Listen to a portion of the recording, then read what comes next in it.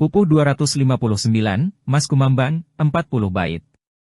Ki Antianta menerangkan 40 macam tanda-tanda zaman sebagai pertanda datangnya hari kiamat. Nabi terpilih bersabda kepada para sahabat, perhatikan baik-baik akan datangnya hari kiamat, yaitu kelak jika sudah ada 40 macam tanda-tanda zaman. Adapun keterangan secara rinci, demikian.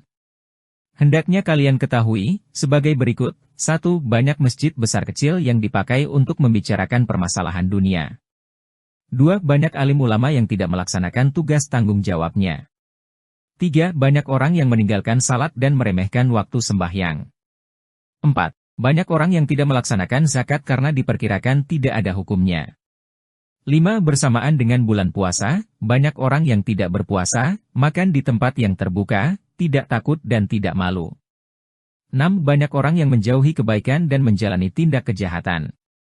7. Banyak orang yang membicarakan kejelekan orang lain berkepanjangan, dalam pertemuan secara terbuka dan berkepanjangan. 8. Banyak orang yang berani mendirikan rumah dan sejenisnya di pekuburan.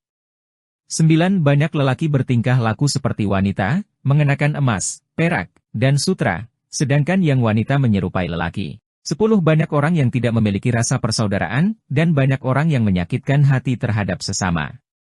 11. Banyak orang yang sombong dan congkak. Dalam beribadah lupa bahwa ibadah itu adalah suatu kewajiban, dan akhirnya menjadi takabur.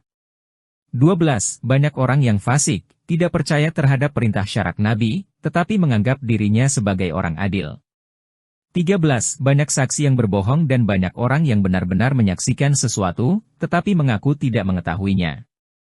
14. Banyak orang yang berbuat tidak bersungguh-sungguh, lebih banyak berbohong bahkan sampai hati mempertahankan sumpah palsu. 15. Banyak orang yang tidak memuliakan ayah ibu, dan banyak orang yang tidak mau belajar membaca Al-Quran. Yang banyak terjadi adalah bersukaria sesuka hati, belajar nyanyian bermacam-macam tembang setiap saat. 16. Banyak lelaki tunduk kepada istrinya dan istri tidak hormat kepada suami. 17. Banyak orang kaya yang tidak adil, benci kepada orang fakir miskin, dan hukum pengadilan justru minta imbalan. 18. Banyak raja yang kejam, niatnya sesat, yaitu mengambil kekayaan rakyat sehingga tidak ada ketentraman. 19. Banyak orang memuliakan kepada orang fasik karena rasa takut, sedangkan bila memuliakan orang yang berbudi luhur, yang adil, para ulama yang saleh, dan para ilmuwan, orang lain, hatinya tidak rela. 20. Banyak orang yang tidak bisa menjaga titipan orang lain, bahkan berani berbohong berbuat ingkar. 21. Banyak orang berbuat serong dengan istri atau suami orang lain secara terbuka dan tidak merasa malu. 22. Banyak orang yang membunuh orang lain dan menganiayanya, serta banyak orang yang melakukan tenung-menenung. 23. Banyak orang meminum arak atau sejenisnya yang memabukkan, yang seharusnya dicegah. 24. Banyak orang melakukan perbuatan jahat, tidak malu kepada sesamanya dan tidak takut kepada Tuhan. 25. Banyak orang mengambil uang milik anak yatim piatu dan milik fakir miskin tanpa belas kasihan dan tanpa ragu-ragu. 26. Banyak orang melakukan segala macam tindak kejahatan tanpa cemas dan ragu. 27. Banyak anak sebelum berusia 20 tahun sudah beruban rambutnya. 28. Banyak orang yang mempunyai anggapan berbuat zina kepada orang berkelakuan baik. 29. Banyak orang yang sengaja melakukan zina, dan banyak orang laki-laki yang mencintai sejenis. 30. Banyak orang yang pergi berdukun kepada orang ahli perhitungan memakai obat-obatan yang biasa digunakan orang kafir dan banyak orang yang tunduk kepada setan. 31. Sedikit orang yang saling menyayangi dan banyak orang yang bermusuhan sesamanya. 32. Banyak hujan salah musim, kemarau seperti musim hujan seperti kemarau. 33. Banyak orang yang tidak setia dalam memuliakan Al-Quran, bahkan Quran dipakai untuk mencari makan. 34. Saat yang bersamaan, yaitu permulaan bulan puasa yang jatuh pada hari Jumat, demikian pula hari Idul Fitri pun pada hari Jumat. 35. Banyak muda-mudi yang cantik dan tampan tidak mempunyai rasa malu melakukan pekerjaan jahat dan nista. 36. Perbuatan yang tidak patut semakin menjadi-jadi, begitu pula kejahatan dan maksiat makin merata. Pupuh 260, Durma, 25 bait. 37. Ada raja dari negara Ngajerah, bernama Sri Asyab, sangat keterlaluan. Kemudian ada raja dari Yahman, yang sungguh-sungguh kafir, bernama Kahani, sangat kuat melebihi sesama dan menaklukkan banyak orang yang bahkan menganiayanya. Ada pula raja termasyhur bernama Juhaymi dan Damsyik. Lalu ada raja bernama Malmun ibnu Asiyah, yang bermuka sempit, hidung panjang, suaranya keras, mata sebelah kanan pecah seperti buta.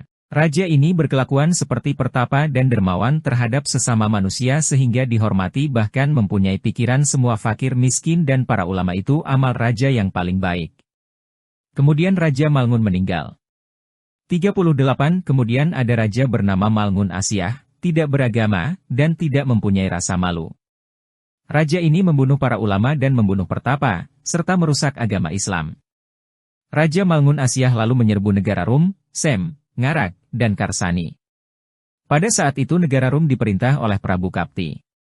Ia maju perang, kalah dan meninggal. Tuhan menjatuhkan murka kepada Raja Malmun beserta prajuritnya hingga tewas semua. Bersamaan dengan itu lahirlah orang-orang Islam. 39 Ada raja bernama Sri Karames, ia bertelanjang saja, hanya mukanya yang ditutupi. Ia menaklukkan kerajaan Islam, dan menyakitinya. Sri Karames menikah dengan orang Islam. Wanita Islam yang sedang hamil diseret di jalanan dan dianiaya. Bila bayi dalam kandungannya hidup, berarti merupakan awal kebahagiaan yang langgeng. Bila bayi meninggal, berarti merupakan awal kerusakan. Ada pula wanita hamil lalu dibedah dan bayi keluar dalam keadaan hidup beserta ibunya. Pada waktu itu banyak orang Islam berkumpul, mengungsi ke negara Kumpah, yang merupakan kerajaan Islam dengan raja yang bernama Prabu Kes dan anaknya Ki Abbas. Semua orang yang beragama Islam diterima oleh raja. Mereka tunduk bersiaga menyerang kaum kafir. Sri Karames mendengar bahwa negaranya akan diserang, segera mengerahkan prajurit sebanyak 30.000 orang. Tak diceritakan, di perjalanan. Sesampainya di Kumpah dihadapi oleh orang Islam. Pertempuran berkobar. Orang-orang Islam terdesak oleh musuh, lari tunggang langgang. Prajurit Karames melihat bahwa musuh telah habis, kemudian berangkat ke Madinah dengan tujuan akan merusak makam Madinah. Sri Kes beserta prajuritnya sangat berprihatin, lalu memohon kepada Tuhan agar para prajurit yang akan merusak makam di Madinah hendaknya dimusnahkan. Berkat kemurahan Tuhan, prajurit Karames musnah ditelan bumi, hanya tinggal 2 orang yang tidak mati agar dapat melapor kepada rajanya. Pada saat Prabu Kes mendengar musnahnya musuh, hatinya sangat senang dan ia berdoa mensyukuri cinta kasih Tuhan. 40 Alamat terakhir yang ke-40, yaitu bertahta Raja Sri Imam Mahdi. Peristiwa ini terjadi pada bulan puasa, berlangsung selama 3 kali gerhana, yaitu pada hari ke-13, 14, dan 15. Imam Mahdi turun di antara rukun dan makam Ibrahim di Mekah, berusia 40 tahun. Adapun yang menjadi pimpinan prajurit adalah Malaikat Jibril dan diikuti di belakangnya Malaikat Mikhail. Imam Mahdi bertahta seperti Nabi Sulaiman dan juga seperti Zulkarnain. Demikianlah, cerita ini telah cukup untuk mempertimbangkan ramalan tentang negara, dengan harapan, hendaknya masing-masing mengutamakan sifat menerima karena telah disebutkan dalam hadis dan dalam ramalan. Semua saja yang hidup pada zaman itu hendaknya ingat dan waspada.